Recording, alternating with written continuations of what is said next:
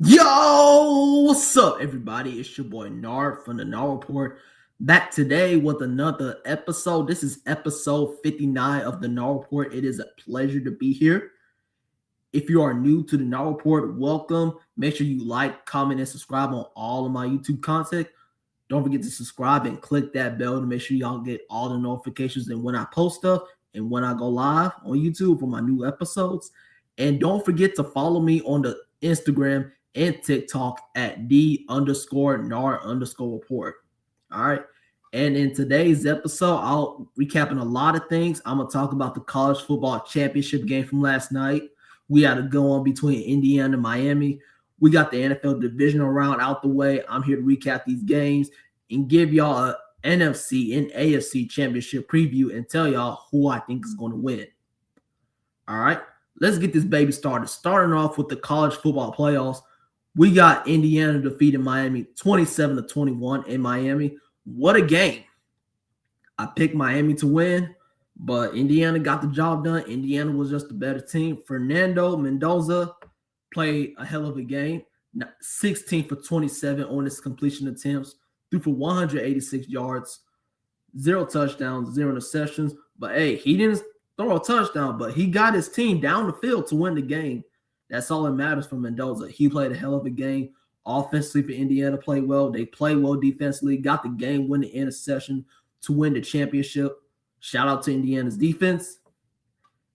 Miami's offense, Carson Beck, he had a solid game, but it wasn't enough. 19 for 32 on his completion attempts, threw for 232 yards, 1 touchdown, 1 interception. Pretty good game for Miami, back and forth going along. Indiana was just a better team all around, so Indiana was just too much for Miami at the end of the day. All right. And congratulations to the Indiana Hoosiers for winning the college football playoffs championship this year. Now it's time to dive into these NFL games. We're going to start off with this divisional round recap. Starting off in Denver, we got the Broncos defeating the Bills 33-30 in Denver. What a game this was. Broncos win in overtime. I'm going to tell you this. When the game went into overtime, I knew the Bills lost. Okay? And I'm going to tell you why. The Buffalo Bills cannot play in overtime. It's just that simple. If the Bills go to overtime with anybody, they lost. For some reason, that has to be studied. Why can't the Buffalo Bills play in overtime? Is it the numbers? I don't know what it is. Well, let's talk about this game in general. What a good game by both teams. Josh Allen played his heart out, but it wasn't enough. 25 for 39 on his completion attempts, threw for 283 yards, 3 touchdowns, 2 interceptions, 3 sacks taken. Josh Allen did everything he could, but I think his defense let him down. In overtime, 2 pass interference calls. Really? Those 2 pass interference calls on Buffalo won Denver the game. Okay? If it weren't for that pass interference, Denver wouldn't have got into field goal range to win the game. So I feel like Buffalo's defense let them down in this game. But I think the Bills' defense played okay, but it wasn't enough. Let's see who scored a touchdown for the Bills. Dalton Kincaid, 6 targets, 6 receptions for 83 yards and 1 touchdown. Coleman, 3 targets, 1 reception for 10 yards, 1 touchdown. And McCall Hardman with a touchdown. All right. For the Broncos, Bo Nix played a great game, but at the end, he broke his ankle. He will be out for the remainder of the playoffs, which is sad. But he played a phenomenal game, though. 26 for 46 on his completion attempts, threw for 279 yards, 3 touchdowns, and 1 interception. Bo Nix played his heart out. He did his thing. First game in Denver in the playoffs was phenomenal. It was sensational. The crowd in Denver was phenomenal. The atmosphere was phenomenal. I picked the Broncos to win because I keep trying to tell everybody, Denver is a hard place to play. It is. The atmosphere, the altitude, it's just, Denver is special, okay? I got this team going to the Super Bowl. I've been saying it throughout the whole season. If the Broncos get the 1 seed, they're going to the Super Bowl. I just don't see nobody going into Denver and taking out the Broncos because the Broncos play well at home, especially in the playoffs, because it's an advantage for them. So that's why I do believe that Jarrett Stidham could get the job done next week against New England, but we'll talk about that later on in the show. All right. But what a game, though. Josh Allen down 3, got the Bills in the field goal range, kicked the game time field goal in overtime. It started 10. Josh Allen thought he had a completion to Brandon Cooks. What happened? It's an interception. Broncos defense played well too. I'm telling you, Broncos defense is legit. And I do feel like if they win the Super Bowl, it's going to be because of their defense. But Josh Allen, you played your heart out, and the coach for the Buffalo Bills was fired yesterday, which was the right move because this can't be happening for the Buffalo Bills. And we got to stop giving Josh Allen a pass. This year, Josh Allen and the Buffalo Bills, this was your chance. This was your time to make it to the Super Bowl. No Mahomes, no Lamar, no Joe Burrow. You had an easy path. Let's go over the teams. You had Denver, who you lost to. You had New England. You had Jacksonville. You had Pittsburgh. You had Houston. You had the Chargers. Buffalo was the most experienced team heading into the playoffs in the AFC. And you're telling me you can even get past the divisional round? If you would have made it to the championship, cool. But you couldn't get past the divisional round.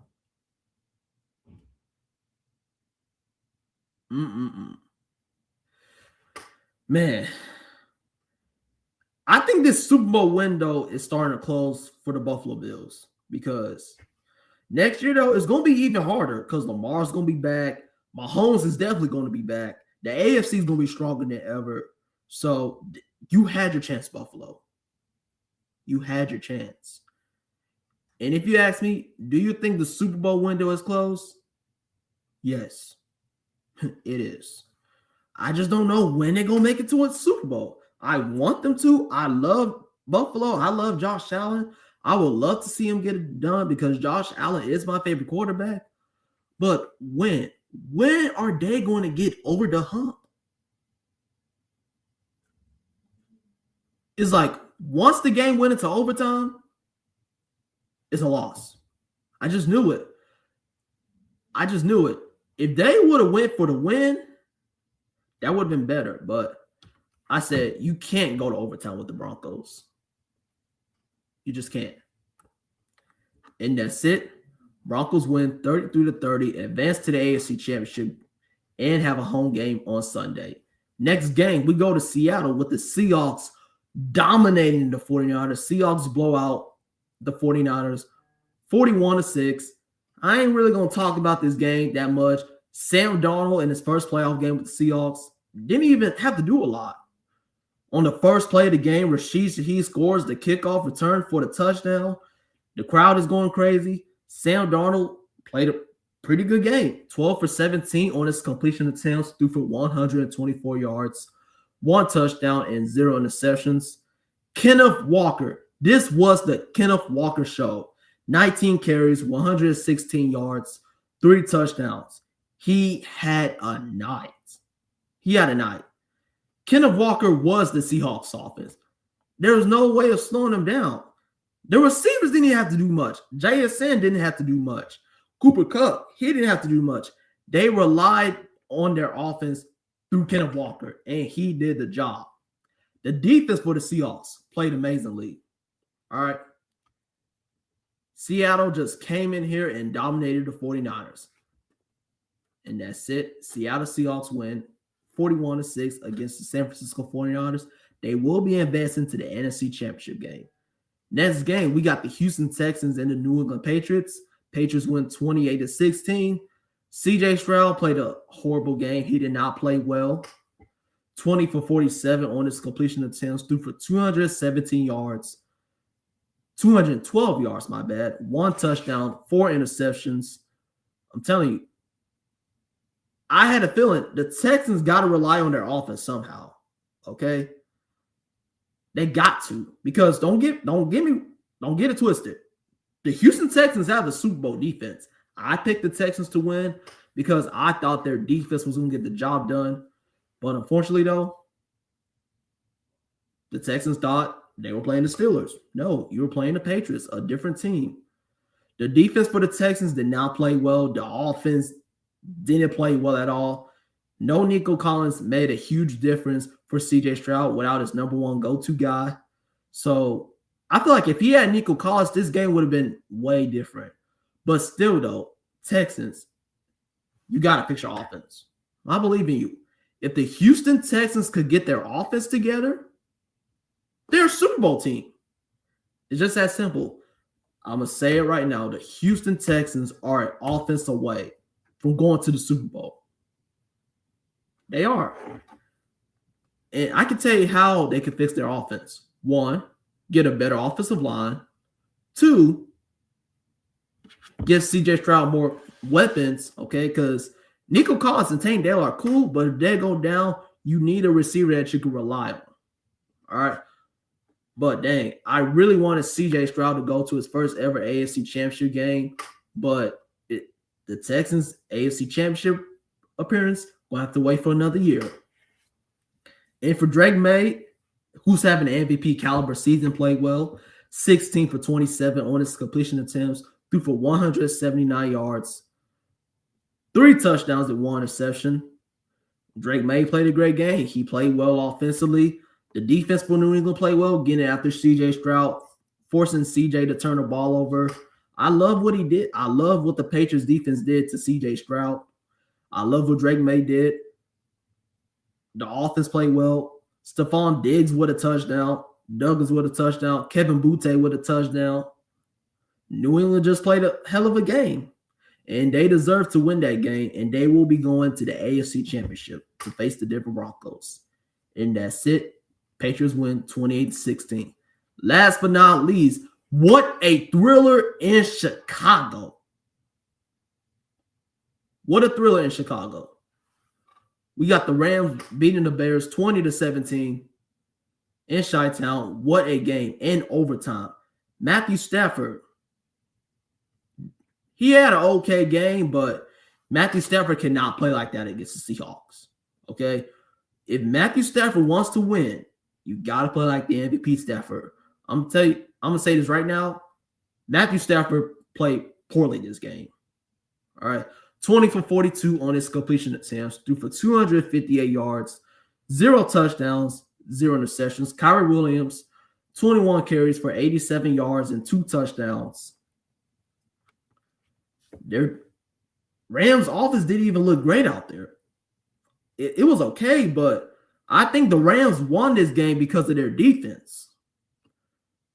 But Rams offense, if you play like this going into next week in Seattle, you're going to get blown out. You're getting blown out. It's going to be BTA. Simple as that. The Rams offense got to get it together. Stafford has to play better. The offense got to be better. Defensively, they're fine, but the offense has to get it together as they take on the Seattle Seahawks next week. Now let's talk about the Bears. Caleb Williams with the magic again. Down 7, 4th and 4, scrambling, rolling back, throws it into the end zone for a prayer. Cole Kmet catches the ball. It is a touchdown. We have a tied football game. We're going into overtime. I really thought the Bears could win in overtime.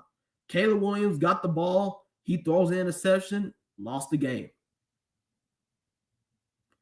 Man, Caleb, I really thought you was going to get the job done.